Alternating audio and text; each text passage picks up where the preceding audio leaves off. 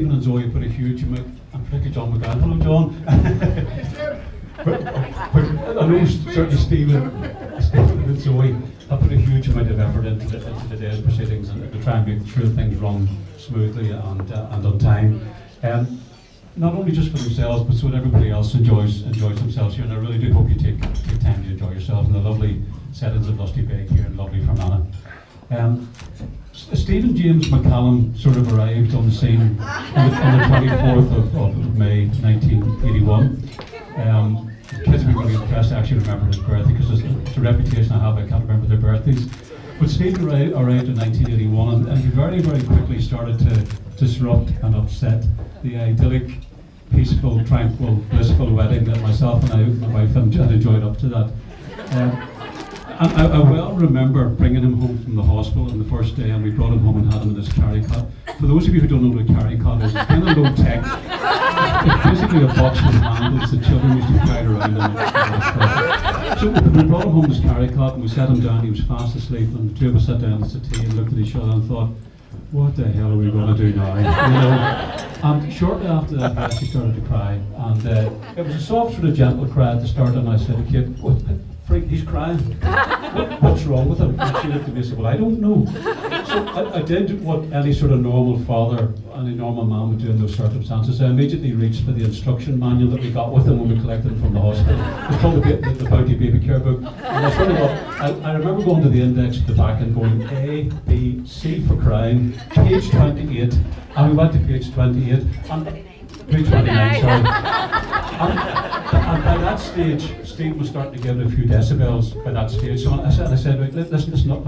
Number one on the list, your baby may be crying because he's hungry. And I thought, great, that's a really good idea.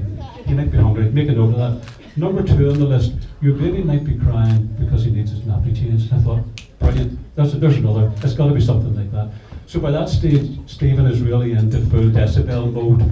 And I managed to work our way down to the very last item on the list, and it basically said, do you know, your baby might be crying because he just feels like crying. And I thought, well, that's absolutely no use to anybody whatsoever. Now, the reason why I tell this story is because if there does happen to be anybody in the audience today who's associated with the social services, all I can say is things improved a lot from then. We had a lot of trial and error with Stephen, and by the time that Ryan and Rachel arrived, we more or less had it all pat. Stephen was a great kid. Whenever Ryan and Rachel arrived, he was great with them. He was very, very protective and very defensive. He showed no sign of jealousy at having his position as the centre of our universe being usurped. He was a great kid. And not only did he show great care and consideration for his brother and sister, but also for all of his friends as well. And I remember him coming home from school. He was in primary one at the time. And he arrived home, and I said, well, son, how'd you get on to school today? What were you doing in class? And I said, Dad, we had tests today. The teacher gave us all the tests of sums. And he says, and I got 10 out of 10 wrong. And I said, oh, right, okay. He says, but that didn't actually annoy him at all. What really annoyed him was the fact that his friend Louise, who'd got 10 out of 10 right, didn't get a gold star. And he says, it just seems so unfair that the teacher didn't give Louise a gold star for getting 10 out of 10 right. Failing to recognise that there was something else that we needed to consider here. And also failing to recognise the fact that his mother had actually started hyperventilating. So, needless to say, he's come on a long way. He's much, much better now at the addition and the subtraction.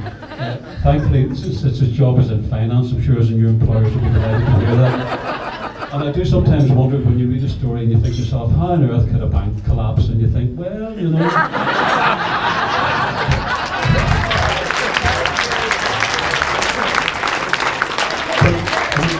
What I would say about Stephen, you know, Stephen has been an absolute delight as a child. He really has.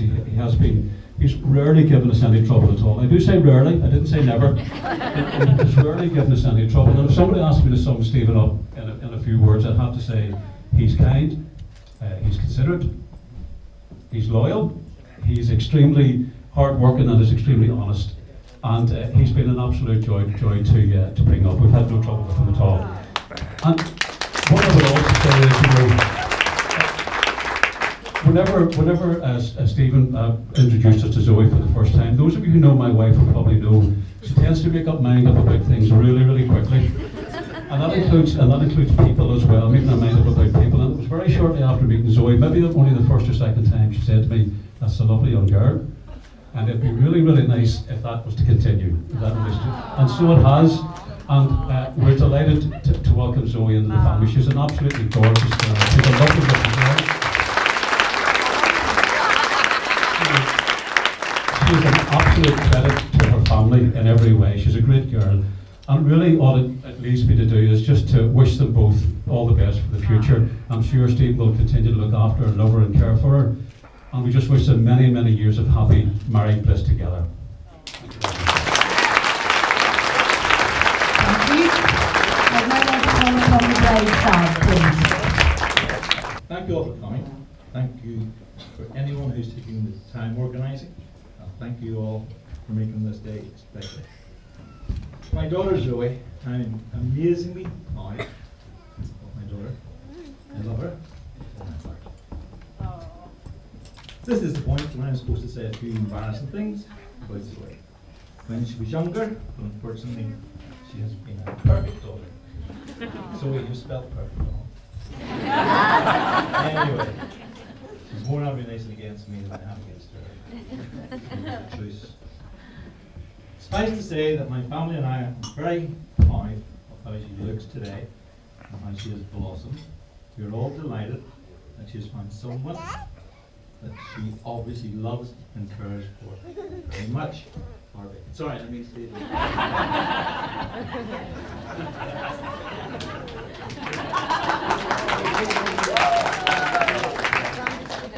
Stephen, it would be remiss of me not to give you a mention. In the time I've known yourself, you impress me greatly. And I respect you, your diligence, and your integrity. But above all, your willingness to take Zoe off my hands. Not easy.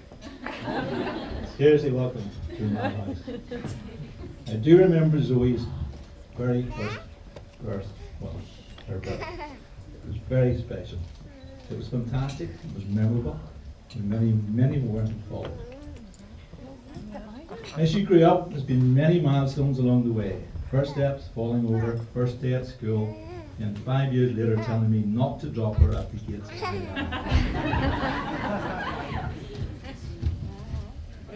the Zoe, attending drama school. Money well spent. Hey, Stephen?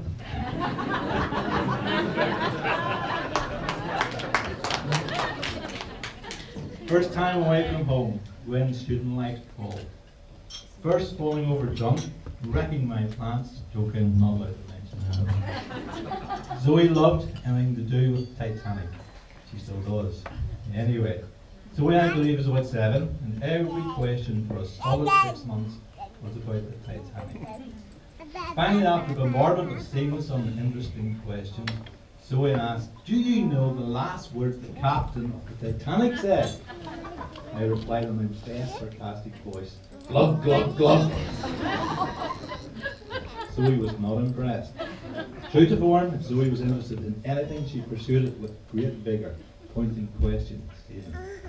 I remember not so long ago being told by all my children, such angels as they are, when we get married it'll be a small do. But today I look at my daughter and I see an independent, stunning, elegant young woman. Of course she inherits all the traits from me, happiness and drama. Suffice to say, please all enjoy the day, and like me the weekend, please raise your glasses to the bride and groom.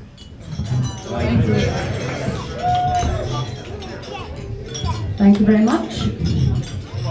I'd now like to call upon the man himself, the groom. Before, I always like to start with a quote. And there's a quote I found online actually from Theodore Roosevelt that said, "The key to a good speech is be sincere, be brief, and be seated." So that's exactly how this is going to go.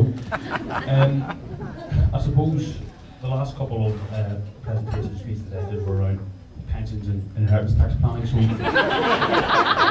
matter how bored you feel right now, prove yourself lucky that you were not present at those.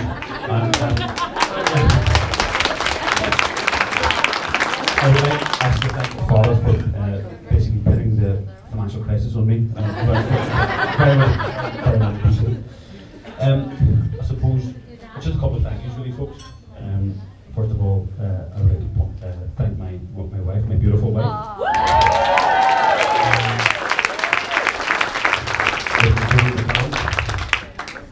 And say I'd like to thank the bridesmaids, obviously Roxy, Gillian, and Rachel. I mean, Roxy has been absolutely fantastic from start to finish.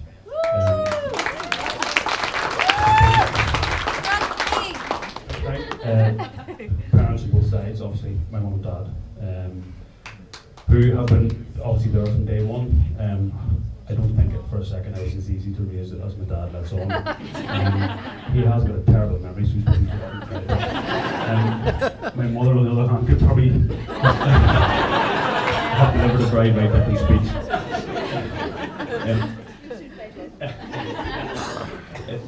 It is actually true that a couple of sort of girlfriends in the past never really made it past the first date. Catherine McCallum, for those of you who don't know, can be quite hard to please. And I mean, from day one, she seems to take to taking Zoe, which is always great. And she'd say it's when if a kid gives you the seal of approval, you're obviously on a good thing. I'm quite happy to say that Zoe's my way. On Zoe's side, obviously Anne, Richard, Joanne, have been absolutely fantastic. Everybody from day one welcomed me in. Absolutely, couldn't ask for better in-laws. Member of the family. Can I call you Ricky now, or is it still Richard? Ricky? Still Rick? Yeah. Nice one, Rob.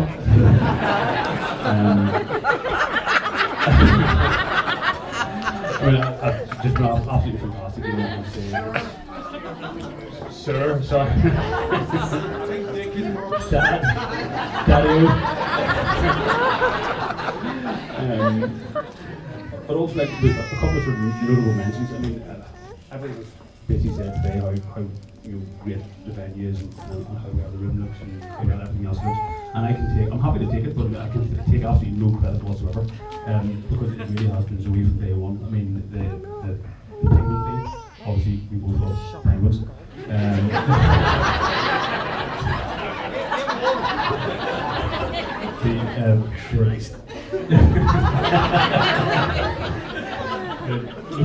Literally absolutely everything. I mean, Zoe has been planning this from day one, and who's done an absolutely fantastic job. So thank you very much.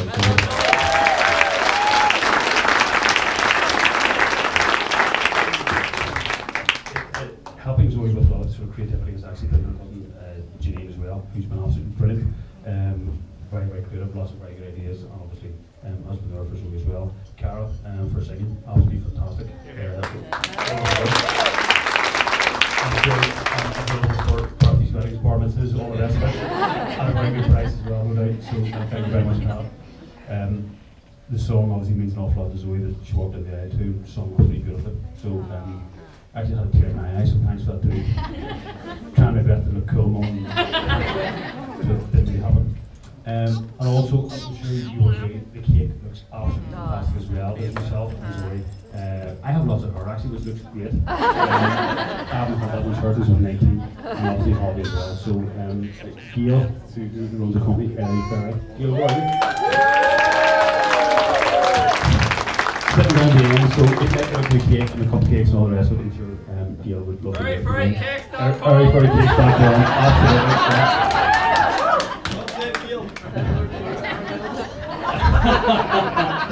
No, they're not.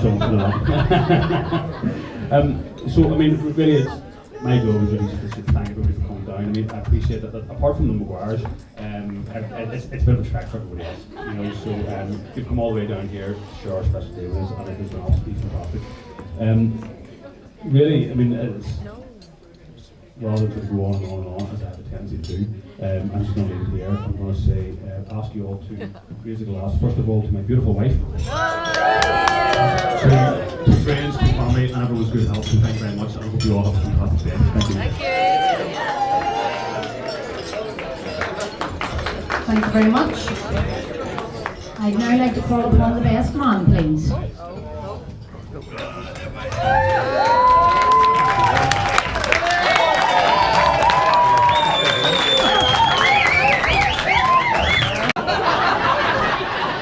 And you're going to pay for it. Thank you very much, Brian. For better or for worse, Stephen's way of finally got married. we tend to say that, well, it's not for better or for worse, and I'm a little bit disappointed I didn't hear the registrar say it today, because when you think about it, Steve couldn't have done any better, and Zoe probably couldn't have done any better.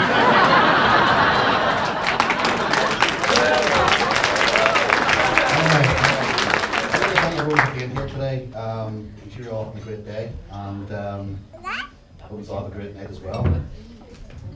That he chose you too.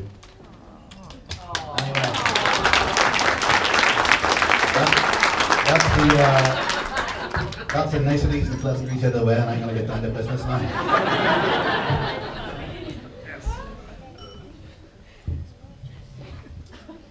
In case you haven't realised yet, I'm obviously the best man, and Steve's picked me, his younger brother Ryan, to take on such an important role. Most people will probably be really, really chuffed, honoured, delighted to be asked to fulfill the role. But to be quite honest,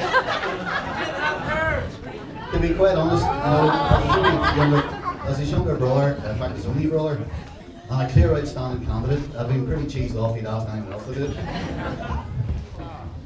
So what I want to do today is obviously give those of you who don't know Steve as well as I do a bit of an insight into the life that he's led. I'm sure you can all see that ridiculously camp photo of him.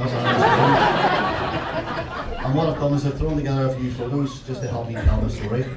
Now I'm a very simple person, and it's not simple I forget about it, so what I've done is I've used these as a sort of aid memoir, so Stephen, don't worry, they're not at all intended to embarrass you.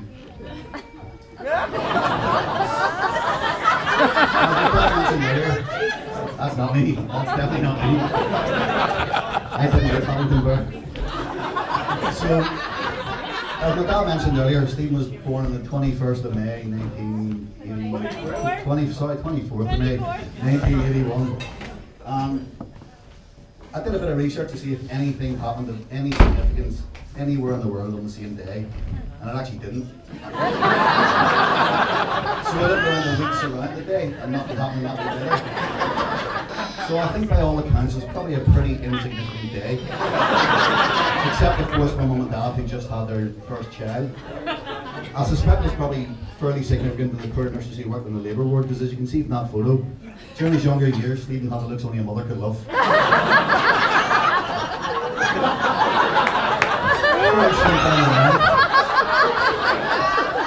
Fairly soon down the line, the news was broken to Stephen that he was going to have a new younger brother.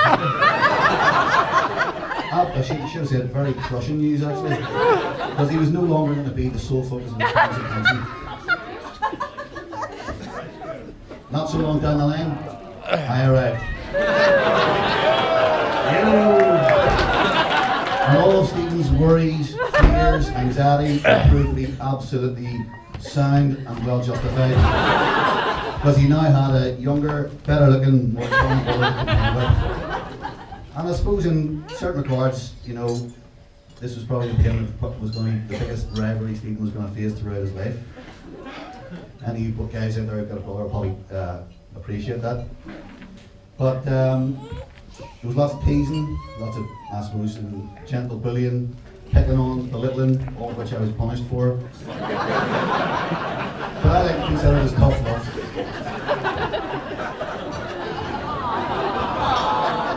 So, I don't really remember, I have to say, I don't remember an awful lot about, looking back in the earlier years, I don't remember an awful lot about it.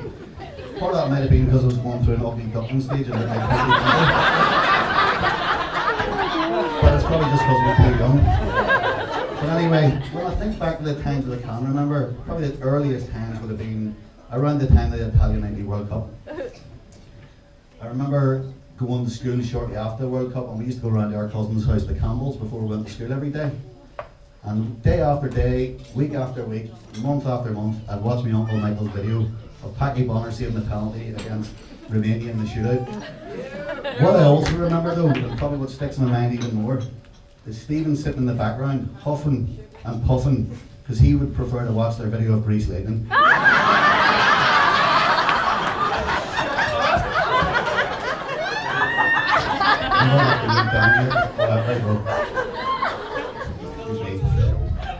So, Kev, you got that book there. So Steve, as my dad alluded to earlier, Stephen wasn't exactly a particularly academic student. He was, however, a very good storyteller. And a story writer. And what actually happened a couple of weeks ago was my mum came across my storybooks in school. So I'm going to give you all a treat and read you out one of my favourites. This is a story called On Monday. One day I woke up and saw it was raining kangaroos. I opened the door and in popped a baby kangaroo. I chased it up the stairs and down the stairs, but it didn't go out. I tried 53 times.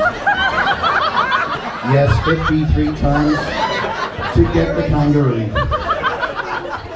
Hey boy, where are you going? I said at the kangaroo, but it wouldn't go out. I tried 10 more times to get it out, but the kangaroo still didn't budge. I tried one more time, and suddenly I got the kangaroo out of the house. He ran across the garden and hopped over the fence and hopped over the hills, and I never saw him again.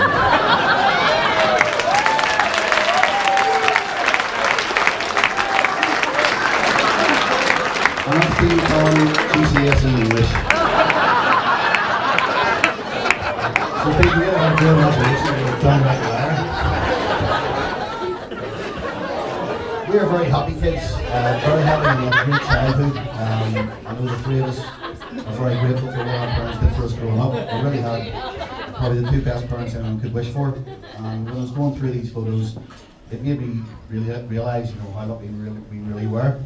We had a good extended family too, and we used to spend a lot of time seeing both of our grannies, aunties, uncles and cousins.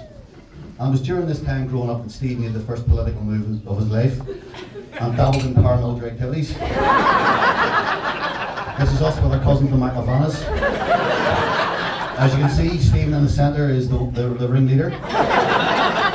And being young and impressionable, we were all roped along. But what happened was, it got dark, Stephen got very, very scared, and the fun was over for everyone, so we returned to civilian life.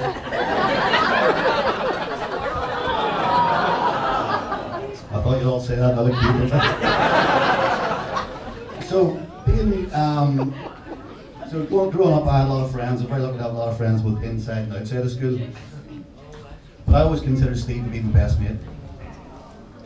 I was quite proud to have a big brother, albeit I was probably the alpha male in the family of the kids anyway. And, you know, sorry to correct me, I lost my train of thought there. Very uncharacteristic of me. Sorry for myself.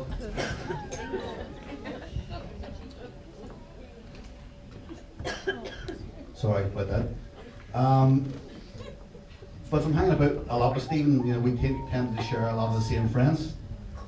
To me, this was not a problem at all, but to Stephen it was a bit of a contentious issue. Because Steve always used to think that I stole his mates. But the reality was, they met me, they realised I was the cooler of the two McCallum brothers, and best friendships were born.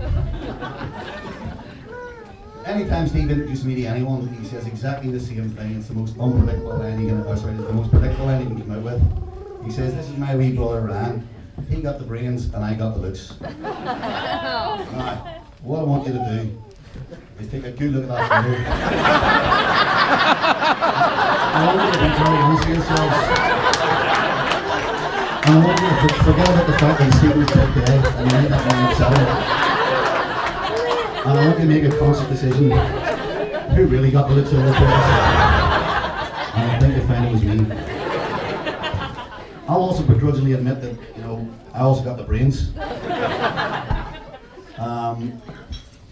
I know a lot of you probably think that's a bit cruel of me to say that. You probably think I'm taking advantage of Stephen's apparent lack of intelligence, but I'm not. I'm telling the truth. And the truth is that whilst blood is thicker than water, Steve was sadly thicker than both.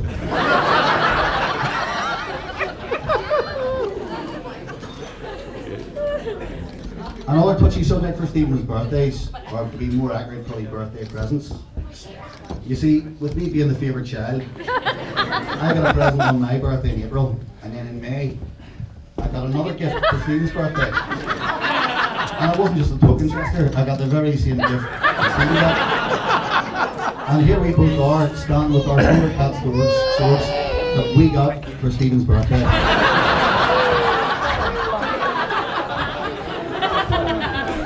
What Stephen doesn't actually know is that this is a tradition that's actually continued to this very year. Just a few months back in May, I came home from work on the 24th to a card from my parents. It had a massive check inside it, and a message saying, "To Ryan, our favourite son, I hope you've had a great day. If you get a chance, please text Stephen, remember it's his birthday."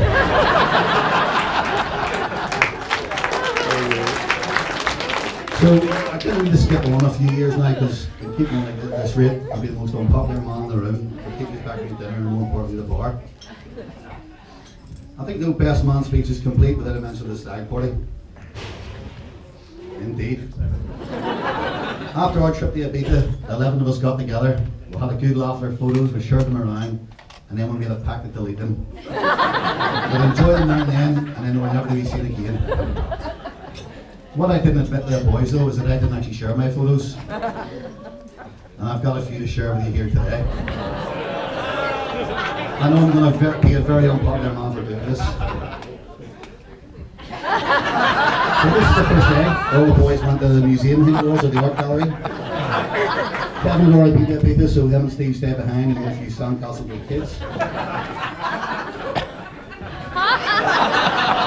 Stephen McGuire's a big yoga enthusiast, and he took us for yoga classes every morning at 7:30. And Big Patrick the athlete, he made sure we all kept up our fitness and played a bit of sporting activities during the afternoon. It truly was a great holiday.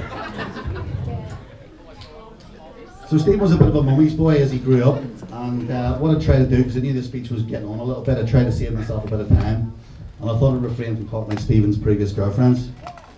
So in the 6 seconds that I saved, I'll probably mention the fact that Steve actually would probably have preferred to take my mum to his school for me.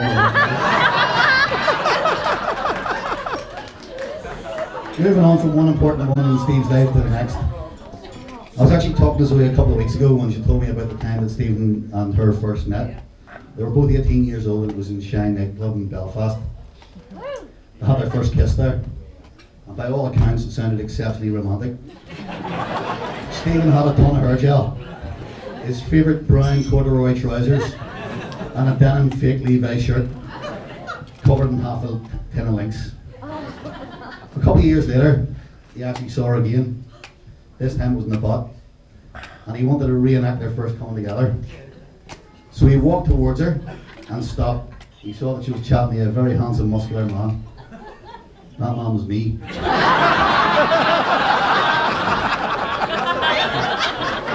But what Stephen didn't realise is that Zoe was a friend of mine, and she was probably actually asking about him. Zoe, I couldn't actually find a photo with you and our family, Zoe, but you probably don't notice. But I photoshopped you in this. I can't prove that, you probably couldn't tell. Zoe, we're all delighted that you're now an official member of the McCallum family.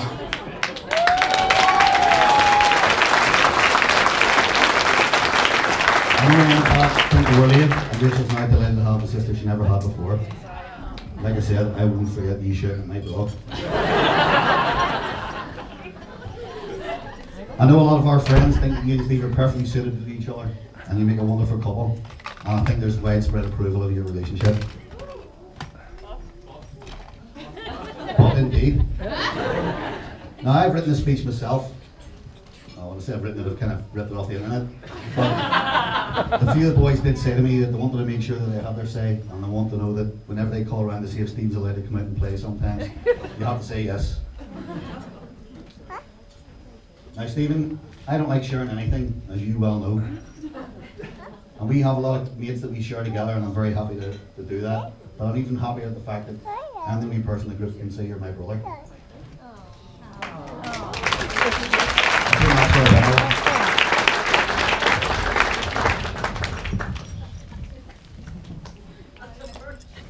I think that's all the nice things I have to say. Make sure I don't leave anything out. No, that was it actually. So Steve and Zoe, you're finally married. Steve, you've gained a beautiful, loving wife. And Zoe, I can see you've got a lovely ring there. I like everyone to raise their glasses at come to the end of the speech. I want to raise a toast to the bride and groom. I hope you have a long and happy life together. To the bride and groom.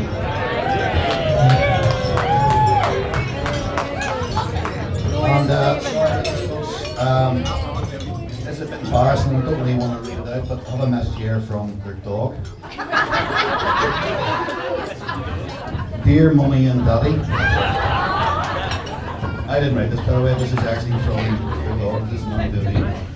I want to wish you all the love in the world on your special day.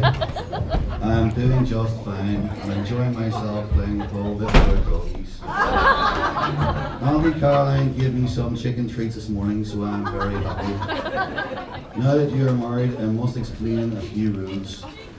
To start, I was your first baby and nobody could ever replace me.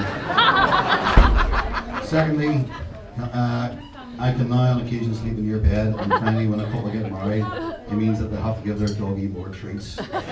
Wishing you so much love from my nose to my wagging tail. Hugs and kisses, Barbie.